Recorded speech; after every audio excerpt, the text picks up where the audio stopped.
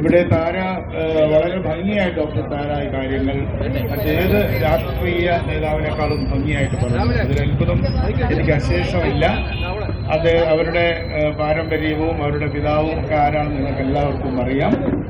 ലോക trade union പ്രസ്ഥാനത്തിന്റെ vice president ആയിരുന്നു താരയുടെ അച്ഛൻ കെ ഗോവിന്ദപിള്ള എന്ന കാര്യം നിങ്ങൾക്ക് അറിയാമോ എന്ന് എനിക്കറിയില്ല. എന്തായാലും താര ഒരു സമര നേതാവായിട്ട് ഈ കൈമാറും ചെയ്തിരിക്കുകയാണ്. ഞങ്ങൾ അച്യുതമേനോൻ ഫൗണ്ടേഷനിൽ ഒരുമിച്ച് പ്രവർത്തിക്കുന്നവരാണ്. ഞാൻ പ്രത്യേകിച്ച് താരയെ അഭിവാദ്യം ചെയ്യുകയാണ്.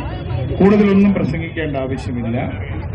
100 കോടി രൂപ കാറിന് മാറ്റിവെച്ച ഒരു ബജറ്റാണ് ഇവിടെ അവതരിപ്പിച്ചിട്ടുള്ളത്.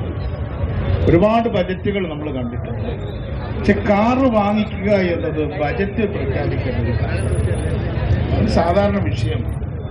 ബജറ്റ് പ്രസംഗത്തിൽ 100 കോടി ഉറപ്പിക മാറ്റിവെച്ച ഈ ഗവൺമെന്റിന് 1000 രൂപ കൊടുക്കാൻ ഒരു വർഷം ആശമാർക്ക് കൊടുക്കാൻ എത്ര കോടി രൂപ വേണം? 2 കോടി 70 ലക്ഷം രൂപ, അല്ലെങ്കിൽ 30 കോടി രൂപ മതി. ഒരു മാസം 2 കോടി 70 ലക്ഷം രൂപ അല്ലേ? അപ്പൊ 30 കോടി രൂപയുണ്ടെങ്കിൽ 1000 രൂപ കൊടുക്കണം. 3000 രൂപ കൊടുക്കണമെങ്കിൽ 100 കോടി പോലും ആവശ്യമില്ല.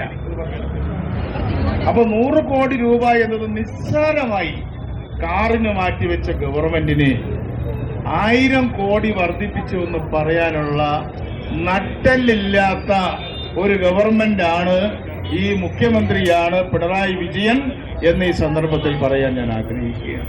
ഇവിടെ ഇന്ന് പ്രകടനം താര പ്രസംഗിക്കുന്ന സമയത്ത് ആദ്യം AITUCയുടെ പ്രകടനം പോയി, പിന്നെ CITUവിന്റെ പ്രകടനം പോയി. ആ തൊഴിലാളികളെല്ലാം നല്ല സഖാക്കളാണ്. അവരുടെ എല്ലാം മനസ്സിൽ ഇതിങ്ങനെ തമ്പേർ അടിക്കുന്ന പോലെ അടിക്കുകയാണ്. ഞാൻ ഈയിടെ ഒരു ഓട്ടോറിക്ഷയിൽ പോയപ്പോൾ ഒരു ഓട്ടോറിക്ഷ തൊഴിലാളി എന്നോട് പറഞ്ഞു, എന്നെ അദ്ദേഹത്തിനൊന്നും പരിചയമില്ല, ചിലപ്പോൾ പരിചയം ഉണ്ടാവാം.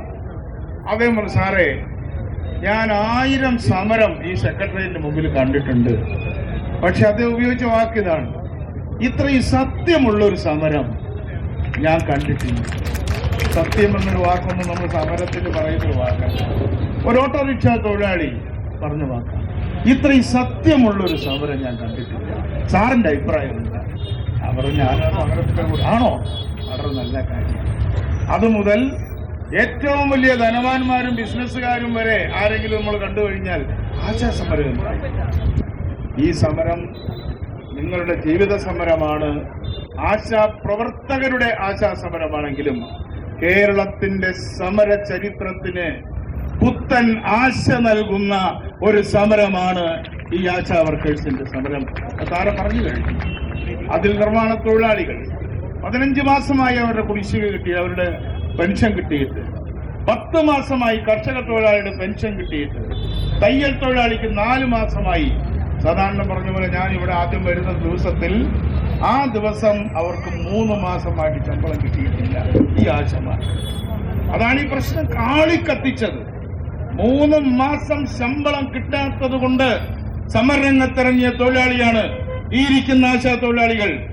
അവർ കുടിശ്ശികയ്ക്ക് വേണ്ടിയല്ല, പണിയെടുത്ത കാശിനു വേണ്ടി നിരാഹാരം കിടക്കേണ്ടി വരുന്ന ഒരു ഗവൺമെന്റിനെ നയിക്കാൻ പിണറായി വിജയൻ എന്ന കമ്മ്യൂണിസ്റ്റുകാരന് നാണമുണ്ടോ എന്ന് ചോദിക്കാൻ ഞാൻ ആഗ്രഹിക്കുകയാണ്. അവർ വേറെ ചില സന്ദർഭത്തിൽ പറയും പാടത്ത് പണിത വരമ്പത്ത് കൂലി. അത് കൊലപാതകത്തെ കുറിച്ചാണ് പറയുന്നത്, പണിയെടുക്കുന്ന ആൾക്കാരെ കുറിച്ചല്ല.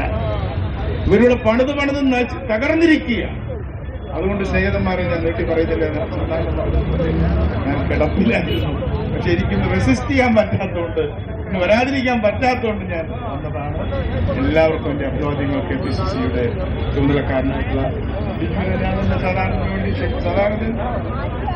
നമ്മുടെ എവിടെ കോഴിക്കോട് വടയ സഭ നേതാവ്